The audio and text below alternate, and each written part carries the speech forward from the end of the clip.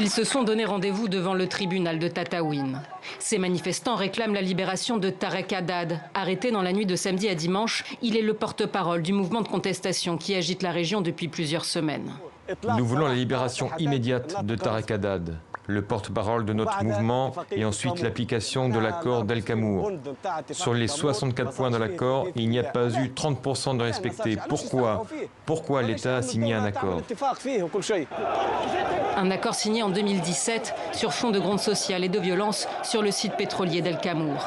Pour calmer les protestataires au chômage, le chef du gouvernement promet alors la création de milliers d'emplois et des millions d'euros pour le développement de Tataouine et sa région. Mais 2 ans après, rien ou presque n'a été fait. Et ce territoire du sud-est tunisien, le plus riche du pays en hydrocarbures, est aussi le plus touché par le chômage. Le vrai problème, c'est l'irresponsabilité des gouvernements précédents et même de l'actuel. Ils ont perdu leur crédibilité parce qu'ils n'ont pas tenu leurs promesses. Dimanche et lundi, déjà suite à l'arrestation de Tarek Haddad, les sit-ins des premières semaines ont viré à l'affrontement avec les forces de l'ordre. Ce n'est pas la première fois que ce type de manifestation a lieu pour réclamer la réalisation des promesses faites par le gouvernement de l'époque. Mais cette fois, avec la crise sanitaire et le marasme économique qui s'annonce, le mouvement pourrait prendre de l'ampleur. Un conseil ministériel spécial est prévu vendredi.